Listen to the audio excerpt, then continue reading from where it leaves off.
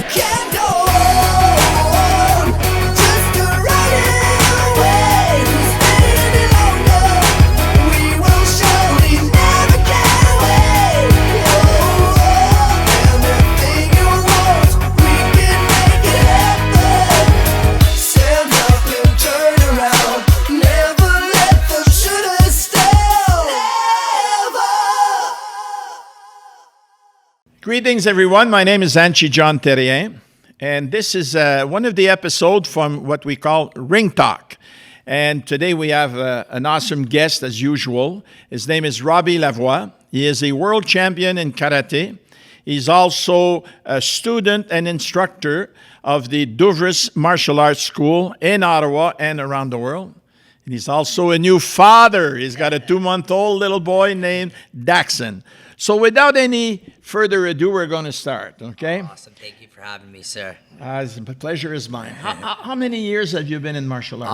I started martial arts at the age of 5, so about 30 years now. Wow, 30 years. Yeah. And always with Mr. Douvres? Always with Mr. Douvres, yeah. It's a always. good school. It's an really- awesome school, yeah, it's great. I remember him when he was fighting in tournaments and as a Yeah. colored belt. Yeah, oh, wow, that's He that's was- crazy. He was That's good. really He cool. was awesome. So tell us a little bit about your background. We know you started at 5, and let's go from there and give us as much as you can. So I started martial arts when I was about 5 years old with Mr. Douvres and at Douvres Martial Arts. I guess I fell into like kind of the trap where the Ninja Turtles was super popular. I wanted to be a Ninja Turtle man, and Michelangelo is my favorite. And yeah, I fell in love with it. I was just really comfortable with it and stuff like that. And then I just started. I felt good at it, and I just felt really calm and at peace. And like even as a kid, like I was really hyper kid, and it just was like kind of like the one thing that actually kept me calm when I was a kid. And I always really looked forward to going to class and stuff. And then I think I was 9 years old when I got my black belt, and then I started competing a little bit when I was 9 years old, and I tried out for Team Canada that one year, and I didn't make it. I got like 4th place or something, and kind of lit like a little bit of a fire under my butt. And from there on out, I trained super hard, and I just really loved it. Like I was kind of a shy kid. I didn't really like to talk very much and stuff like that, but I just felt like I was able to, when I was sparring and training and stuff, I felt like I was able to express myself a little bit more and stuff like that. And yeah, I just fell in love with it at a young age, man, and just never really looked back. And you know, not making the team at 9 years old is a blessing sometimes. Yeah, absolutely, You yeah. know that you got to work so hard to Yeah, get there. absolutely. And once you'll get there, you'll say, I got to work harder to stay there. Exactly. Yeah, and it was like kind of like a learning curve too, right? Like, and I look back and I'm really happy that I didn't make it, just because like I feel like if you get too much too young, like too much too soon, and you don't really realize like how much work and like effort and discipline and sacrifice once you're a little bit older too, right? That it takes to excel at whatever you choose to do in life. But you know what? It is great. And you have to remember, too, that now at 35, you can talk about being 9 years old, not making the team. Yeah. So when one of your students does not make the team, you Absolutely. can say, come here, buddy, I want to talk to you. Yeah, of course, You know, yeah. I'm world champion, but I was not given a world champion. I had to work to get Yeah, there. absolutely. And like I'm sure it's happened, like some of my students are upset after a competition and stuff like that, and like they're like, they see me like now, and they see me doing well at competitions and stuff, and they're like, oh, did you ever go through this? I was like, man, all the time. I was just like, I tell them when I was 9 years old, and like even now I still lose, man, and like everybody loses. Your wins and your losses, and like doesn't define who you are. What defines you is how hard you work after those setbacks and stuff like that. You know, I think I've seen you compete many years ago. But I saw a couple of videos of you training in action videos, you know. My God, you're fast. Yeah, thank you. And there's three things that really that I grasp. I'm a fan of martial arts. It doesn't matter what they are, and sir. of athletes that gets there. Okay? Yeah, yes, sir. I don't mind the white belt that's starting, never Yeah. makes it, but when I look at champions, you have a timing that is incredible. Oh, thank you. You have speed that is, I mean, you're a salesman of speed, man. You're so fast. And also is that you have determination to score and to win. How did you develop that speed? That speed is just through like cross training and just like working on the little things, like lots of hill sprints, different like resistance trainings and stuff like that. And yeah, it's just hard work, man. That's what it comes Okay. down to. Is like just nothing super specific, just certain conditioning stuff, certain hill sprints, just different kinds of trainings and stuff like that too. You know, back in the day, and I'll speak, let's say, with Master John Yes, sir. Duvris, back in those days, competition was good, was solid, but so much different than today. Yeah, absolutely. And today, the champions of today would beat the champions of yesterday. I know that. I know that because based on speed and based on timing, but also it's, you mentioned the magic spot, it's the cross training. Yeah, you it's know? a big difference. I go back to 1962 training when I started, and you didn't even have good mats, and whatever you did was all basics. You know, Yeah. You had no strength training, you had nothing for speed, you had nothing to make it a go and to make it happen. So when you look at everything else that is coming on, so you did that. Now timing. No. How do you work your timing? Oh man, that's a tough one because timing, you can work different like reaction drills when you do it when you're working with a partner and stuff like that. I feel like my timing just through experience, Okay. like looking at things and like just breaking things down. Like when people bounce a certain way, you kind of watch how their feet move or move a certain way. It's just like that for me just came over time, just kind of just studying a little bit, just studying, watching people's body movements, watching people's body languages, and just just working on it like day in and day out, and just reading people's body languages really helped with my timing growing up and stuff like that too. You know, back in the late 60s, 70s, I used to sit down with the old guys then, you know, and we'd say things, you know, one day karate is going to be a sport where people get paid and they compete. Well, I guess that became MMA and kickboxing. Yeah, a little bit, and, you know, yeah. and some karate, you know, and Yeah, stuff. of course, yeah. But George Sylvain, who was one of my teachers, said, I'd love to be a fly on the wall in 50 years from now and see how good they are and how Yeah. fast and strong. That's where we are now. Yeah, We I are guess. 50 years, so- Yeah, wow, that's crazy. Yeah, that's wild. I think that's Time flies. that is big. So you've done a lot of competition. Yep. You've competed in all over the world in many different places. How many titles did you win? I've won a fair amount. I don't really count my titles and stuff like that. I know I went to the men's division in 2003. I was a little bit underage. I just kind of snuck into the 18 and over division. I think except for 2 years since 2004, I've won every year at the a gold medal at the World Championships in sparring, except for 2 years since 2004. Holy smoke. Wow, well, congratulations. Now, Thank you, sir. That's a record that's going to be hard to beat. We'll see. There's I some think- talented individuals coming up now too. Like just like you said earlier, just like each generation, like of the sport, and any sport you look at, the next generation is getting better. You know, and you take what you get from the last generation, you build on the generation you're now.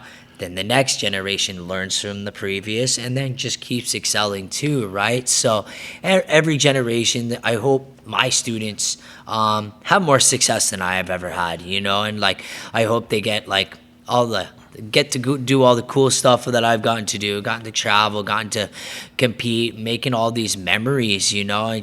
I hope that some of my students can have some of the fruits of my labor and just like, yeah, just have fun like I did and just make everlasting memories in their lives. You know, when you mention have fun, the camaraderie, the brotherhood in martial arts, you might compete with somebody, but when it's over, it stays for many, many years. Absolutely. I was never a competitor. I tried. It was not for me. Yeah. And I knew I was never going to be a Robbie Lavoie of the world, so I did something else. And I became good at coaching and stuff. Yeah. But I made friends way, way back. Yeah. And now I'm in a certain age, in my 70s, that those friends, some of them are still around, and we Yeah. are friends for lifetime. you know? Absolutely, And- yeah. And that comes from what you do. So you mentioned you hope that some of your students are going to be better than you. You got any good prospect coming Yeah, up? honestly, we're blessed at Duvers. We have a lot of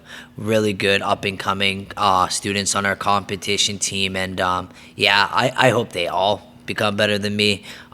There's a lot of them that are really good, and yeah, it's going to be their time to shine. Come next week, I'm really excited to watch a lot of them compete and stuff. And like a lot that. of them are ready for the big tournament, like they're gung-ho, they're hungry Yeah, for it. absolutely. Yeah, they've been training really hard. I just finished sparring with a bunch of my students right now and stuff like that, and they're all looking really good. And I'm really excited for their future and to watch them compete and do what they like to do next Yeah. week. And when we speak about next week, this is pre-recorded, so we're looking at the World Championship in Florida. Yeah, the World right? Championship, the WKC World Championships in Orlando, Florida. Yeah, What a nice place to be at this time of year. yeah, I also, can't you know? complain. I'm gonna soak in some sun. Yeah, that is one of the best things. Now, if we speak about your students that are coming up, how many are on your team going to Orlando? From the competition team from Duvers, maybe 15, something like Okay, that. About okay. 15 Well, or so. Yeah, I don't that's know. a good team. Yeah, it's a good little size. Yeah, absolutely. Yeah. So it's good. Now, if we look at your fights, you said that you watched and Yeah. you learned, like for body movements, for speed, for timing, for everything. Who's the guy that you look up to that were that good and that you've learned? Yeah, when I was growing up, especially as a teenager, I got to train with Dominic and Fortunato, Aversa all the time, and Yeah.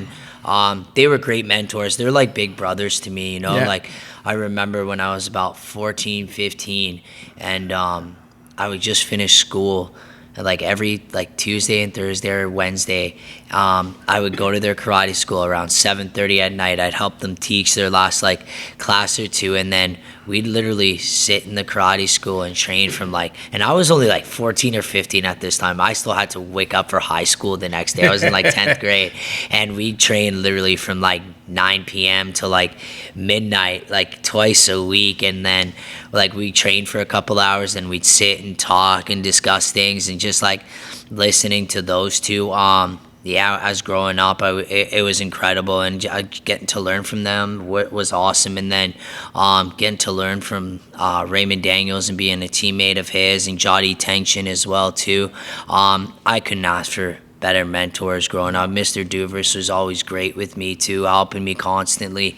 And yeah, I owe all my success to the people that helped me, man. It's just I work hard and I sacrifice and train and stuff like that, but if it wasn't for those handful of people, man, I don't know where I'd be. You know, you gotta thank the people that helped you get to where you are, and those are the 5 people that really helped me get to where I am today. And you know those guys were giants in the sport. Yeah, absolutely. And when you yeah. sit with giants, you become a giant. I- It rubs Yeah. off on you. Yeah. It really does. You know, I've been fortunate because I've been sitting with some of the elites in all martial arts almost, and you listen to their approach mentally, and you listen to their stories, and every story has something fantastic that you can pick up. You know, it is good. Yeah. Well, you know, yes, when you speak about the brothers, I know them. I'm a big Yeah. fan of them They're also. you know? fantastic, and I still talk to them to this day and stuff too. I actually spoke to Dominic the other day on the phone, which is awesome. Well, the next time you do, tell them I say hello. Yeah, yes, sir, I will. They are such good human beings. Yeah, They were great absolutely. athletes, good human beings. You know? Absolutely. Talk to me about some or one or two of your toughest fights that you had. The toughest fights, there's a lot, but fighting Raymond Daniels and Jody Tenshin. You fought Raymond Daniels? I fought him a lot of times, actually. My God, this guy's good. He's incredible, man. Fighting him it was always super tough. And fighting Jody is just, their intelligence levels and like their fighting IQ and intelligence, man, is just, it's off the charts, man. And it's just always super challenging, super hard. And it just makes you better at the end of the day, too. Like, I find that no matter who you fight and like who you compete against, makes you better in one way or another. Even if they're not, even if you win that fight, there's always a couple things that you can take away that you're gonna need to work on, you know. And just like when you go to a certain competitions, like everybody's a high level athlete, high level competitor, you know, and like, you know, luckily, like some days I'll get the win, some days I'll take the loss, but I always learn something from that at the end of the day. You know, there's a kid that came in for training with us for 5 weeks. He's from Toronto, 22 years old, for kickboxing. Yeah, yes, sir. He's not really a kickboxer. He's a good karate instructor, and he does karate sparring. Not at your level, but he's okay. Awesome. Nice guy, really nice. And he came in, he trained with Greg Pollock of the Gladiator for strength training, Awesome. who is very good. So we told him they need some of this, cross-training. And he trained with Jean-Yves Thériault and with Ben Ladouceur for kickboxing training. And on the weekend, the guys spar. Yeah. And I was not there the first weekend. I said, I'm going to explain to you one thing. When you spar Saturday in Gatineau, keep your hands up, and every mistake you make, you'll pay for it. Yeah, of course, know? yeah. And Sunday when you spar on Bank Street, every mistake you make, so fine. So I see him on the Monday, because I come in to do my workout with the Gladiator, and I said, how was your weekend? He said, I paid the price all weekend. I learned, right? Yeah, of course. And the last weekend that he left, he said, I'm not paying the price as much. Yeah. So that was my input. I mean, I'm not the coach, you know, he's got two good coaches, but he learned because he was sparring with people that are better. It's just like, of course. It's like you were saying, you know? So that is good. So when you look at some of the best fighters that you fought, I mean, fighting Ray Daniels is... my Lord. Yeah, it was tough, man. Wow. Super now, tough. who's your best coach you've ever had? Oh man, that's hard. That's really hard to say. Like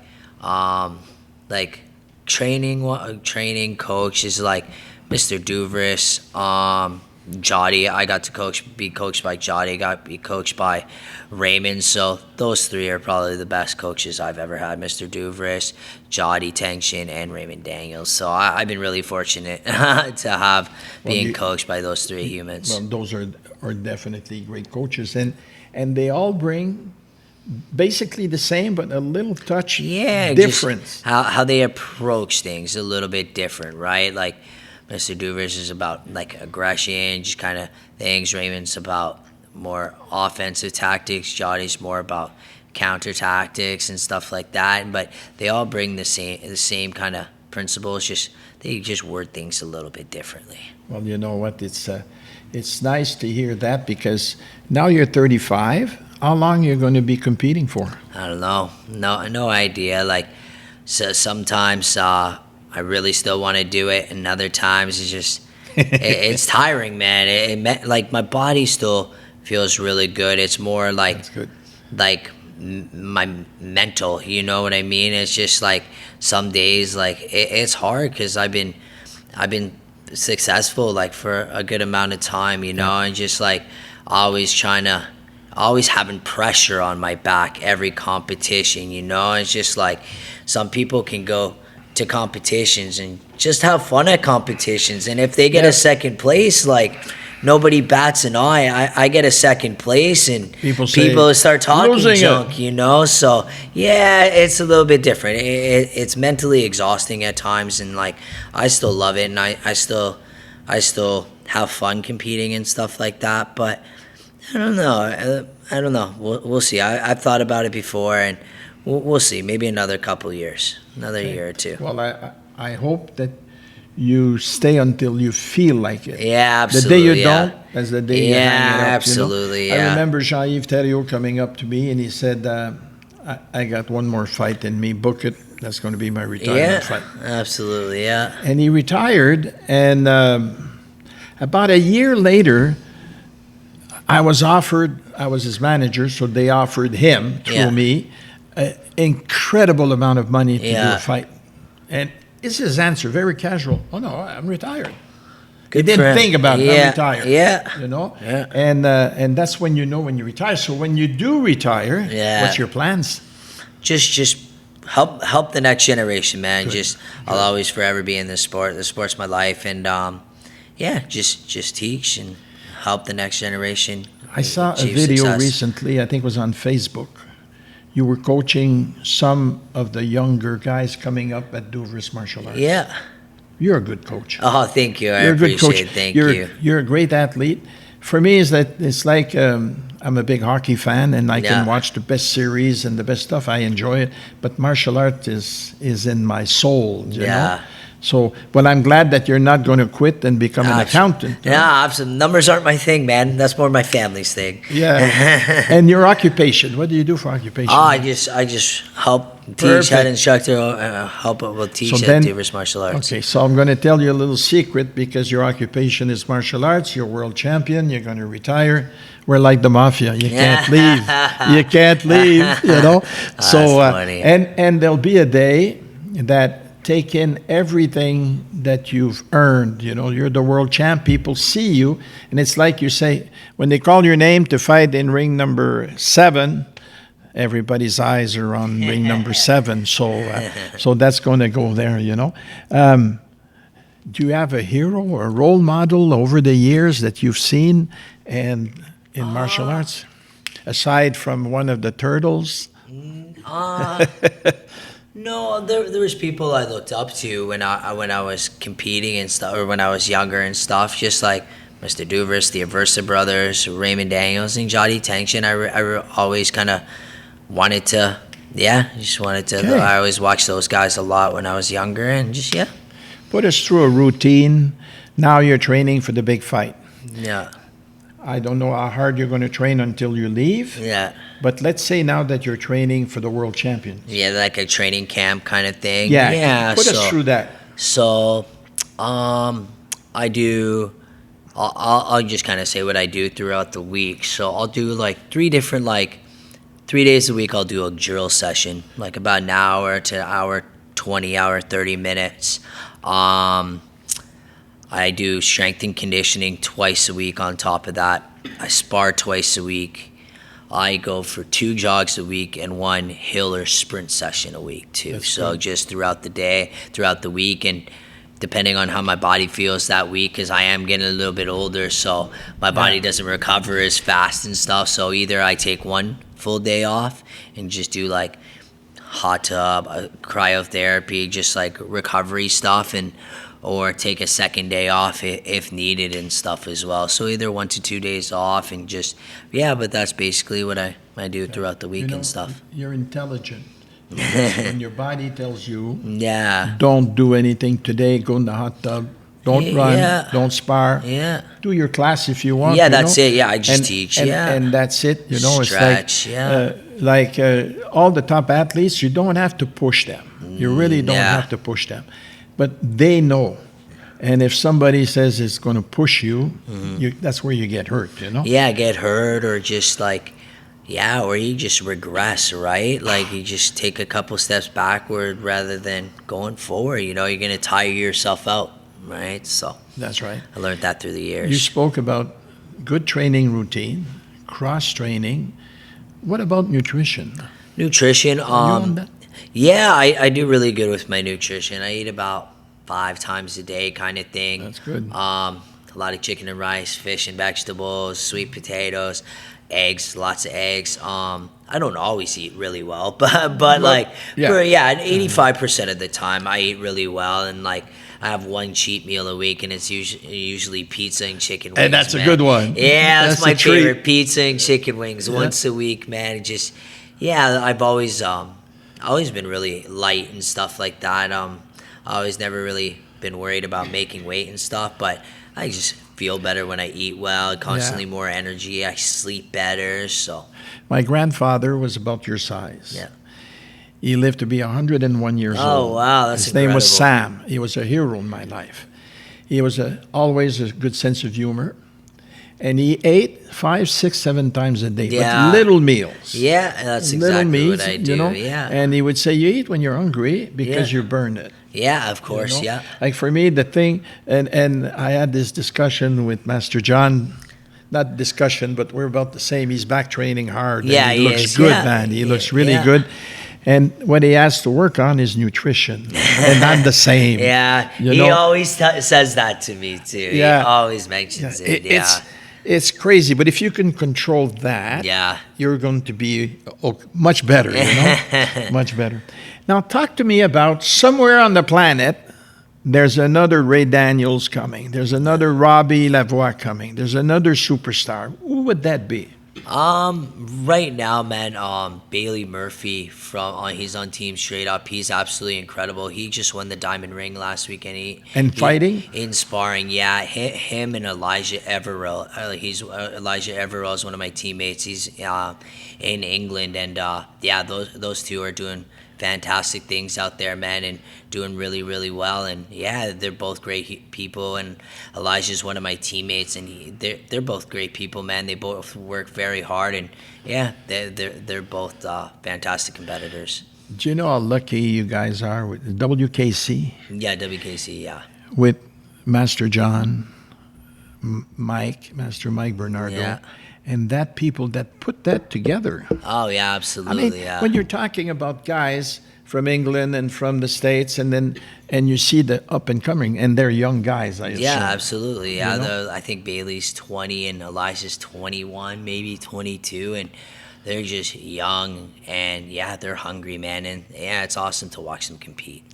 Now, we spoke about when you retire, what's your next goal is to be one of the best coaches? Yeah, absolutely. Yeah, absolutely, and just coach and help the next generation, and yeah, see what I can do with a crop of people. You know, I'm curious about that, man. Well, that is good. Now, I'm going to ask you a couple of little questions. Sure. Where do you see your sport in 10, 20 years from now? Oh, that's tough, man. That's tough because you never really know. Hopefully, I know it's part of the World Combat Games in a couple years and stuff like that, and just yeah, I just want to see it just get more notoriety, just be a little bit more popular, and kind of yeah, people don't realize how good these guys are. You know what I mean? How good some of the competitors really are, and I hope it's just some way knocks through the door and just gets eyes on it, you know, just more people get to see it and just stuff like that. It's tough, just tough getting it out there and stuff like that. Like it's kind of sad to see like hot dog eating contests on TV and like not a lot of kickboxing, not a lot of karate, just kind of like nonsense on those ESPN channels and TSN. You see like they're all hot dog eating competition and just like it's disgusting to watch, you know? Just people stuff like 20 hot dogs in their mouth in like 10 seconds. Like, I don't want to watch that nonsense. I want to see athletes on a sports channel, It's more than disgusting, you know? Yeah. But I'll tell you, somebody is going to pop out one day, break away from the pack, and come in with something different, something new as an approach. Yeah. Because if I look back in my day when I used to dream and I was a young teenager to be the best of the best, I wouldn't even in my dream be as good as you. You know what I mean?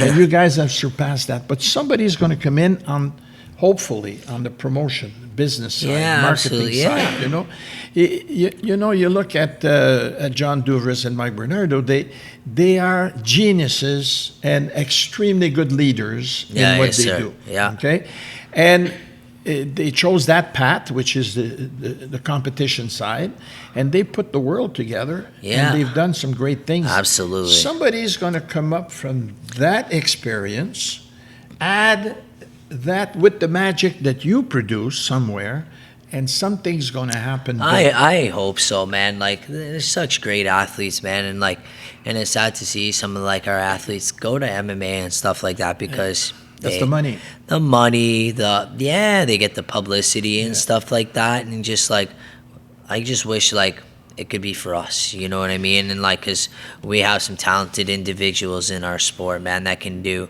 some amazing stuff and just amazing athletes. And it's just, yeah, I just wish you it got know, more publicity. Yeah.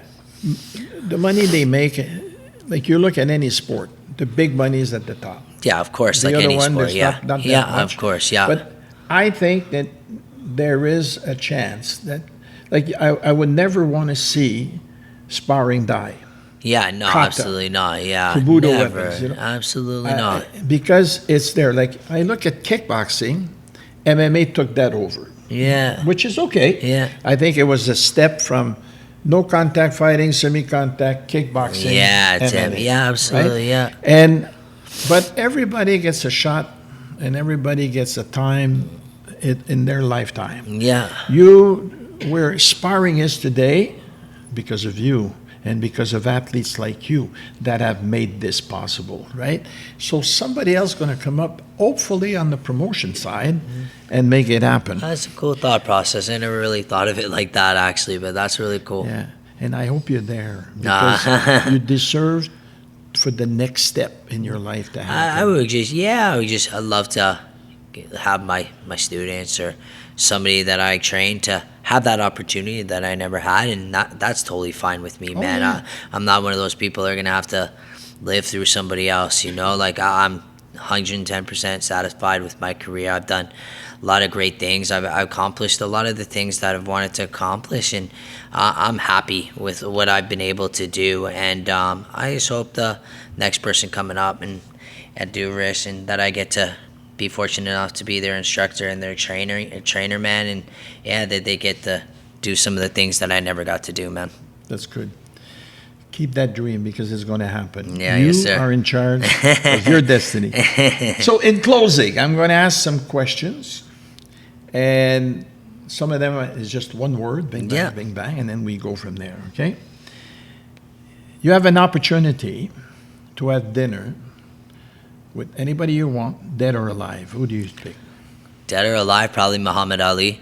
Oh, good choice. Yeah, that would be a fun one. Yeah, it'd be great. Yeah. And he rocked his world. Yeah, I would love to speak with him Okay. and have a chance. Best food. Best food, Mexican food. Okay. Beverage. Best beverage. Beverage, I like water. You know what? I drink about 3-4 liters a Oh day. yeah, I and drink so don't, much. And Yeah, I don't sweat like there's you. There's nothing like an ice cold glass of water. There's nothing more refreshing. Yeah, I take a glass at home, like a beer glass, about Yeah, 10, just a 12 big ounces. old mug. Yeah. Throw some ice. And Oh, it's my favorite. Yeah, ice cold water. other sports, which is aside, not martial arts. Give me another sport you like. That I like to play or that I like to watch. How about to watch first? To watch football. How about to play? To play, I like playing soccer or volleyball. Okay, good sport. Right, perfect for your generation. you Yeah. know? Yeah. Music, Music, I like reggae music. reggae. Yeah, I like reggae a lot. Yeah. Okay, that is good. Now, you've traveled a lot. You've been around the world. You've done a lot of beautiful things. You've visited many different cities. Which one of those is your favorite? My favorite city. Ooh. I really like Rome. Rome is absolutely beautiful. I really like Germany too. Germany was one of my favorite places. I just like the people. I like the culture. Yeah, either Germany or Italy. Well, those two places are kind of my favorites. Yeah. You know, for me, being French Canadian, France for many, many years was my country of choice Yeah. outside of Canada to Yeah. visit. But Italy. in the Italy's last 5-6 gorgeous. years. Yeah, Italy's just incredible. Yeah. So, what was the breakthrough? What made Robbie Lavoie break away from the pack, become a world champion, and stay there? I have no idea. I actually have no idea, man. I'll be honest. I don't know.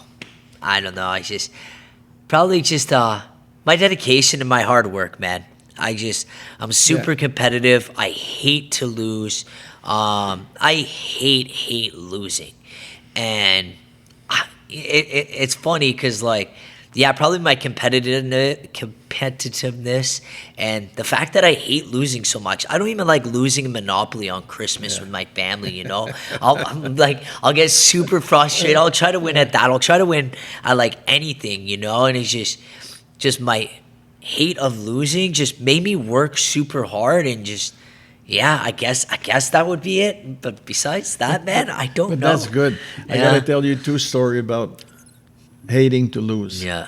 Guy Mallette, who was Jean-Yves Thériault's coach, he would say, he was the same. And he'd say to me, show me a good loser and I'll show you a loser. Yeah, you know, he's still a loser, right? Yeah, I hate it, man. I just hate losing in every asset. I hate it. I have 6 grandkids. I have a granddaughter just turned 11. She's a baseball phenom. Yeah. She plays with the boys. That's awesome. She's excellent. That's so cool. She was 4 years old, and I said, Ashlyn, always remember, whatever you play, play to win. Yeah. Never play to lose, play to win. And if you don't win, play again to win. So the next day, we play cards. We play war. Yeah. Bomb, bomb. And I win. Yeah. She takes the deck. She's 4 years old. She says, let's play again, Papi. That's awesome. That's so cool. She got my message, but, and she's very competitive. So, my friend, is there anything else you'd like to add? Oh, thank you for having me. I really appreciate it. And this was a lot of fun. Well, you know what? I enjoyed it. And on behalf of all the up-and-comers, on behalf of all the dinosaurs like me, thank you for all you've done, all you've contributed to martial arts. Thank you. And Douvres Martial Arts gave you a lot. And Robbie Lavoie is giving it back a lot, and you're passing it forward. Wishing you the very best. Thank you, sir. I want to check the winning in Florida next week. Yes, sir. Looking forward to it. All right.